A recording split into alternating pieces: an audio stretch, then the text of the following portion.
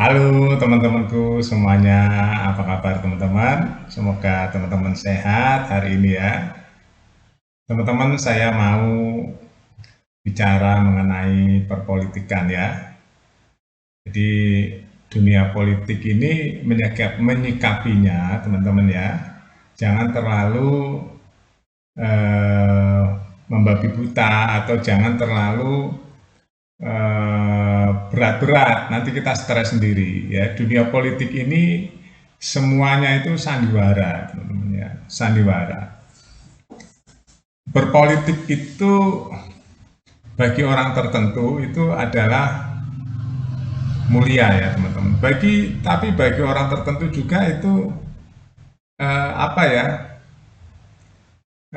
kesempatan-kesempatan untuk mencari sesuatu lah ya, nggak usah saya jelaskan. Jadi berpolitik itu sebenarnya mulia ya, mulia itu untuk eh, ikut serta dalam pembangunan atau menjaga atau membangun negeri ini ya teman-teman. Politik karena melalui politik ya,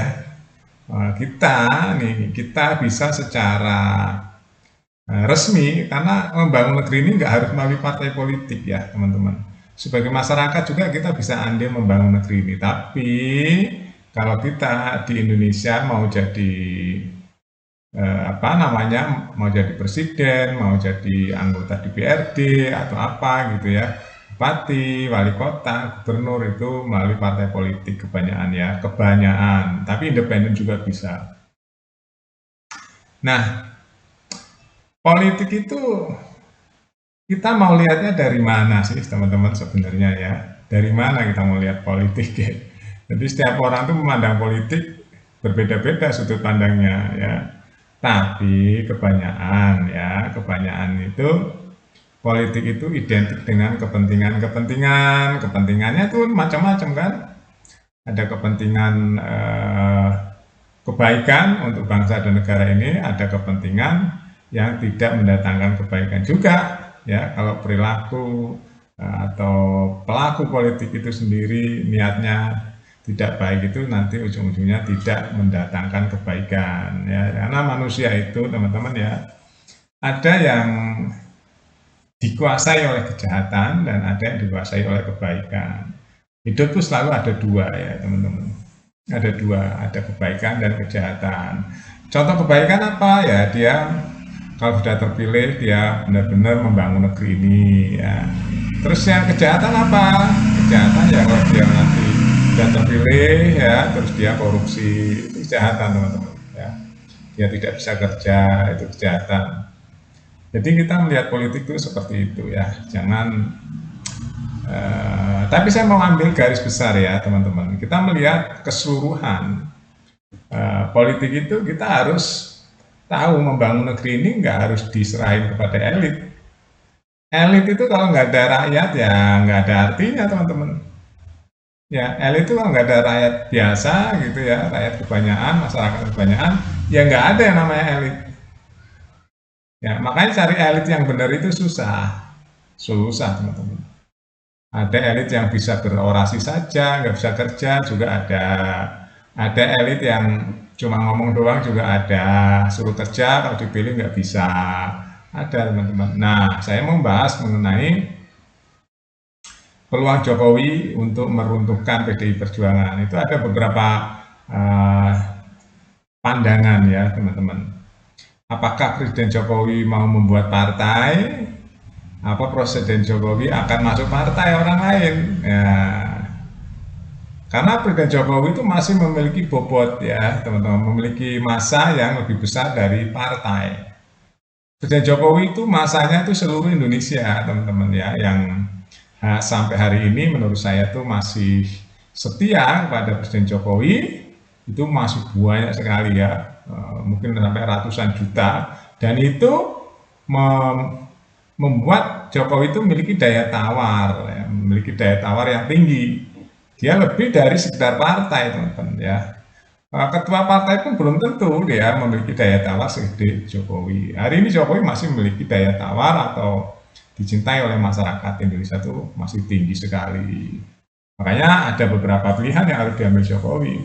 Efeknya apa kalau Jokowi melakukan tindakan-tindakan tertentu, contohnya membuat partai atau pindah ke partai lain gitu ya. Ya, yang pasti yang akan dirugikan siapa? Yang akan dirugikan ya banyak partai, tapi yang paling banyak ya yang berasal dari partai eh, PDI Perjuangan, teman-teman. Karena dulu Jokowi itu menyumbang suara ke PDI Perjuangan kan banyak banget tuh, sampai di atas 20% ya kan. Sekarang PDI Perjuangan ditinggal Jokowi hanya 16%. Nah, nanti kalau kemarin kan Jokowi belum benar-benar keluar dari PDI Perjuangan. Nah, hari ini PDI Perjuangan sudah menyatakan Jokowi bukan lagi anggota PDI Perjuangan. Nah, ini udah clean and clear ya diucapkan oleh Sekjen. Artinya apa? Presiden Jokowi sudah independen sekarang, teman-teman. Dia mau bikin partai, mau masuk kemanapun, nggak ada masalah. Inilah kemerdekaan Jokowi hari ini. Nah, kalau Presiden Jokowi membuat partai, saya yakin sekali nih hari ini ya, kalau membuat partai, wah berduyun-duyun orang yang jadi anggota partainya Presiden Jokowi. Ya, karena memang terlepas dari ketidaksempurnaan Presiden Jokowi selama 10 tahun ya, pembangunan merata ya, dari Sabang sampai Merauke, itu terasa sekali teman-teman ya, dibangun oleh Presiden Jokowi dari segala macam ya. Diletakkan dasar-dasar untuk Indonesia tinggal landas. Tinggal dilanjutkan oleh Presiden Prabowo nih. Tinggal landasnya yang mana? Pertanian, dasar-dasarnya sudah diletakkan seperti bendungan, ya, embung dan sebagainya. Terus apa lagi? Energi juga dasar-dasarnya sudah diletakkan. Ya, hilirisasi itu nggak gampang teman-teman ya. Membuat hilirisasi kalau nggak ada kemauan keras sulit itu. Dari dulu berpuluh-puluh tahun Indonesia ya pemimpinnya ya omong doang, nggak ada hilirisasi. Di zaman Jokowi ya masif sekali hilirisasi. Itu pun nggak selesai sampai di situ karena jabatan Jokowi sudah selesai. Makanya harus dilanjutkan oleh Prabowo Subianto. Saya yakin ya teman-teman kalau Presiden Jokowi nanti membuat partai, ya ini saya yakin PDI Perjuangan akan semakin kempes. Karena Presiden Jokowi nanti kalau dia membuat statement saya membuat partai, silahkan yang sejalan dengan saya masuk ke partai saya. Wah, itu udah berduyun-duyun teman-teman. Saya yakin yang sekarang masih di PDI Perjuangan pun, saya yakin akan banyak yang pindah ke partainya Presiden Jokowi. Itu udah analisa yang agak-agak terbuka ya teman-teman. Kalau sampai Presiden Jokowi mengeluarkan statement seperti itu. Makanya saya rasa dengan narasi-narasi kebencian dari PDI Perjuangan terhadap keluarga Presiden Jokowi, ini nanti akan menjadi senjata makan tuan.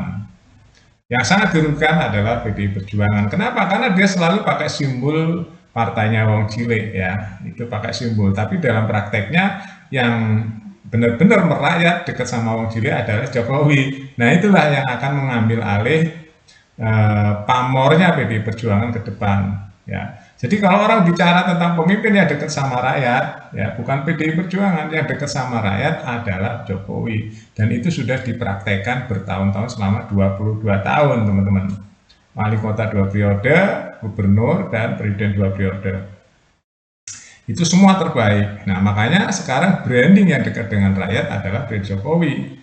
Ya, jadi pamor PDI Perjuangan yang mengatasnamakan Partai Wong Cilik sekarang sudah tertutupi oleh pamornya Presiden Jokowi. Itu analisanya clean and clear ya teman-teman, seperti itu. Makanya kalau Presiden nanti Presiden Jokowi ya membuat partai sendiri atau dia berdiri tegak untuk ikut meramaikan perpolitikan Indonesia, sampai dia membuat statement siapa yang dekat sama rakyat, siapa yang akan membangun atau menolong rakyat, siapa yang akan menyuarakan hati rakyat, pasti rakyat berduyun-duyun ke sisi Presiden Jokowi karena dia sudah terbukti ya pemimpin yang dekat dengan rakyat. Walaupun nggak sempurna ya sebagai manusia, dia dicaci, dimaki, di macam-macam difitnah ya, tapi tetap rakyat 70% lebih masih mencintai Presiden Jokowi, khususnya rakyat kecil ya.